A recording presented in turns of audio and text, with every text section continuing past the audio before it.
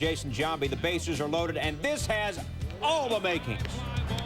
Way back in a grand slam, Giambi's 4th slam of the season, his 37th home run of the year. Oakland tying a major league record with 12 grand slams this season. Top 5, Giambi again. A double down the right field line. Ramon Hernandez and Terrence Long coming to score. Giambi tying a career high in this one with 7 RBIs. A's up 13-2. How about Jason's brother, Jeremy? He can do some things as well. He went 2 for 4, scored 4 runs, and also hit this home run, his 8th of the year. A's up 17-2. Call it off. 2 batters later, Eric Burns at the plate. And Burns fouls it back. Toby Hall. I got it. I do have it. Great catch there, but the A's go on to win 17-3. So Jason Giambi tying the career high with 7 RBIs, setting a team record with his 4th grand slam of the year. Seattle and Baltimore top 2. Joe Oliver down to 3rd. Cal on his knees to start the 5-4-3. That ends the inning. Top 3, Jay Buhner with the bases loaded. Boned. Jose Mercedes rings him up. He went 5 innings, allowed 5 earned runs on 6 hits. Buhner would disagree. He was tossed by home plate ump Marty Foster. A little too close for comfort. Top 5, Joe Oliver. Yanking Mercedes over the wall in left center. His 9th home run and 1st since August 13th. It is 6-0 Mariners. Now top 6, Dan Javier up with the bases loaded. Melvin Moore, full extension, and he sticks the landing. That saved some runs, but the Mariners still had plenty. 10-2. Ricky Henderson in this game scored 2 runs. He passes Babe Ruth and Hank Aaron for 2nd on the all-time list behind Ty Cobb. Sports Center showcased David Cohn's first start since dislocating his left shoulder September 5th. Robbie Alomar goes up the middle, but Jose Vizcaíno is there in the 3rd. Bottom 4 now. Yankees have 2 on after a couple of Dave Burba walks. Make that 3 on after 3 Dave Burba walks. Scott Brocious' free pass loads the bases for Luis Sojo. Uh-oh, down the left field line, and it is foul. Burba trying to beat the Yankees for the first time ever. Still has a chance to get out of this mess. Noonan. Sojo with a full count now. And Burba puts out his own fire. He allowed only 3 hits in 8 shutout innings, struck out 7. Top 6, Indians load him up for Omar Vizquel. Yankees get the force at 2nd. Vizquel safe at 1st. Russell Branyan scores. It's 3-0 Cleveland. Same inning now. Loaded for David Segui. Say hello to my little friend. Upper deck granny off Jason Grimsley. Segui's 18th homer. He's homered in 3 straight games. It's 8-0 Tribe after a 6-run 6th. Top 7, Manny into the upper deck, his 30th. Ramirez's 5th career 30-homer season and 3rd in a row. Indians going to win big 11-1. This was the start of an Indians 12-game, 10-day road trip that includes those 5 games in 3 days at Fenway. David Cohn, he worked 5 2/3, allowed 6 runs on 9 hits, walked 4, struck out 6. Win situation. Dealing with the Expos, Javier Vasquez. He's already down 1-0 in the 1st. Now Bell's on 3rd. You like this move or no? I love this move. Mike Piazza, it's a fly ball to shallow center field. Now, if the center fielder catches this ball, there's no way you tag up. But early in the game, when the shortstop catches it, you take a chance at it. And Derek Bell took a good chance, but Cabrera made a really nice play. It was a little bit off balance. He was going backwards, but you take that chance early in the game. Do you run there, Brian? Yes or no? Yeah, I'll run there. You got to make the center fielder catch the ball. That was a bad play by the shortstop. No, this isn't very good either. The first baseman for the Mets, Todd Steele, usually dependable, try to charge and force things. Instead, the ball ate him up. Eric keeps the inning alive. Next batter is the pitcher, Javier Vasquez. Still playing bottom 2, and the Mets up 1-0. 1st and 2nd, and the pitcher comes through. That's a backbreaker. Cocoletta's in 1-1. How's this for a slide? It's a great slide. Piazza has the play block. Cocolette knows he can't go through him, so he's going to try to go around him. Slides to the side, gets the left hand in there. Beats the tag. It's about the only thing you can do. Piazza, Javier Vasquez, no one on, 2 down, still 1-1. The man is mired in the slump, but at some point, the slump's got to end. Oh, he hung one and he banged it. Mets are up 2-1. Piazza, it's a laser shot out. For Piazza, that would be his only hit in 4 at-bats. Bottom 6, 3-1 lighter. Peter Bergeron with 2 down, swinging a drive down the left field line, and it is fair. Bergeron in the leadoff spot had 1 hit. It was the man behind him, Orlando Cabrera, who really buried him. He went 3 for 4. 3-2 Mets. Lighter, done. Next batter, Orlando Cabrera. made the last. Turk Wendell comes on. Turk Wendell didn't have it. Orlando Cabrera's 10th of the year. Expos grab a lead of 4-3. And they win it by a final score of 4-3. 3 straight 2-out hits hurt that guy in the 6th inning. Yes, they get a big victory. How's this for a match unit, too? 9 different Expos. Johnson starting for Arizona. Chipper Jones. Down he goes. That ends the first. Bottom 2, Tom Glavine. What a year he's had.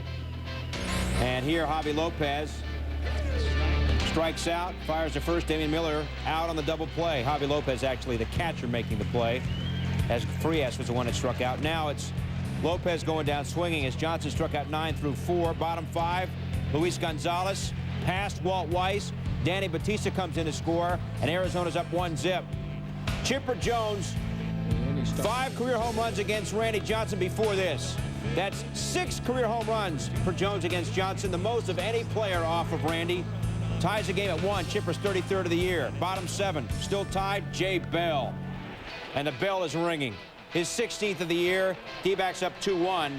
Johnson, 7 innings, strikes out 13, and at this point turns it over to the bullpen. Young Kim facing Andres Galarraga. Down he goes. Next man up, Brian Jordan. And he can't check his swing as Kim gets the job done in the 8th. Matt Manti pitched the 9th. And it's a final as Arizona is victorious by the score of 2-1. Johnson the win. He's now 18-6. The bottom of the 3rd. JT Snow dives to grab it, throws to Ortiz. Nifty play there. In the top of the 4th, it's Snow at the plate. Base hit. Bill Miller scores, and the Giants up 4-0. Bottom 5, 4-1. John Mabry at the plate. Jeff Kent has done awfully well at the plate, and you know what? He can do some things as well in the field. Look at that play there. Bottom 7, all of a sudden it's a 1-run game. Damian Jackson drives in Woody Williams, and the Pods have come all the way back to tied at 4. Bottom 8 still tied. Ed Sprague. Single in the center. Ruben Rivera scores. So the Padres, once down 4-0, now lead it by the score of 5-4. In the 9th, a chance for San Francisco. Barry Bonds with the tying run aboard, and he grounds out. That ends the ball game. So the Padres hold on to win at 5-4. Only the Giants' 3rd loss in their last 16 games. Trevor Hoffman, his 40th save of the year. 3rd consecutive season that Hoffman gets at least 40 saves in a campaign. How about the Cubs and the Cards? Looky here. Bobby Knight, good friends with Cards manager Tony La Russa, checking this one out. Jim Edmonds, 40th home run of the year. The 4th Cardinal in history to have 40 home runs and 100 RBIs in the same season. Mark McGwire pinch hitting in the 8th. His first pitch that he sees at Busch Stadium in over 2 months. Look at that, a bomb. His 32nd of the year. Cards up 3-2. Top 9, Gary Matthews Jr. is up with 2 on and 2 out. Dave Veers fields it, and that's your ball game as the Cards win at 3-2. McGuire's homer the difference. Big Mac now with 2 homers and 6 at-bats since coming off the DL. Said McGuire about pinch hitting. I'm learning about it. He's at the dish, and he's feasting on John Garland. Agon to left center. Home run is 13th. Garland tagged for 6 hits, 4 earned and 4 2/3. It's 2-0 Toronto. Bottom 4, they're loaded. Paul Konerko facing Paul Quantrill. So 3rd, Tony Batista. That'll start the 5-2-3. And we're out in the inning. Top 5, Brad Fulmer. That's into right. Carlos Delgado comes in. Fulmer's 100th RBI of the year, and the Jays lead 5-2. Bottom 7 now, it's 6-5 Toronto. Meglio Ordonez at the plate, and Mags going to the hole. Tony Batista. Great stop on the throw. Score stays 6-5 Jays. Bottom 9 now, 2 out. Runners at the corners. Jim Fregosi talking it over with Billy Koch, saying, Billy, please don't blow it. Hurts so good. He gets Frank Thomas, and the Blue Jays win 6-5. Dating back to 1998, the Jays have won 7 of their last 9 at Comiskey. Chicago's loss leaves the White Sox magic number at 11 for this match. 8th inning, Phil Garner makes his move. He brings in Matt Anderson. Then later he brought in Willie Blair, and later he brought in Kevin Tolar, and still more. Here's Nelson Cruz coming in. Jimmy Williams not to be outdone. 6-5, he's down. Brings in Midre Cummings to pinch hit. He singles to right. Donnie Sadler comes in. We're tied at 6. Messy lineup, Cards. 5 pitchers for the Tigers, 3 pinch runners, 2 pinch runners for Boston, all in the top of the 8th inning. Top 9 now. They're at the corners for Scott Hatterberg. Getting the start over Jason Varitek. It's up the middle. Nomar Garciaparra comes in, and the Red Sox lead 7-6. Bottom 9, Juan Gonzalez, who hit a 448-foot home run earlier in this game, goes to third. Lou Merlone, the pride of Framingham, Mass, flips it to Nomar. He fires to get Gonzalez, and the Red Sox win 7-6. 42 players used in this game. That's an American League record. The Red Sox knew they had to have this one after wins by Cleveland and Oakland were posted on the command. We're back. F's as scripted. Brewers-Reds, top 2 scoreless. Raul Casanova's on first. Steve Parrish facing Jamie Wright. You have to get the opposing pitcher out. Have to. No Griffey out there. Michael Tucker probably would look at that and say, I should have had it. Casanova's trying to score, though. Juan Castro, no problema. Out at the plate, no score. Top 7, down 5-2. Scott Sullivan, Jeff Jenkins, swinging a drive. Wow, he swings so hard every pitch. Brewers down 5-3. That is the goal on that club, to swing as hard as possible, because you have Jenkins, Burnitz, and this guy. That's a very tall guy, Richie Sexton. There haven't been a lot of tall, great hitters in the history of baseball. And someday this guy's got a chance to move up the list. Reds up 5-4. Steins, Acevedo to right. Burnitz. Ooh, turfed. Ochoa would score. Look at Chris Stein's motor. Here he comes. Gotta be safe anyway. Call him safe. Out. He makes the tag. And then he made the call. 6-4, the Reds over the Brewers. That's your final score. I would have liked to see Steins be able to actually get the inside the park home run, but to no avail. And Richard Sexton goes 1 for 1. They're starting to walk him, too. He was walked 3 times in the game because he is so dangerous. 11 hits for Cincinnati in the victory. Next stop on the Magical Mystery Tour, Home Run Field. First and second, Chris Truby. Gates are open. Climb the hill. No. Yes. Triple.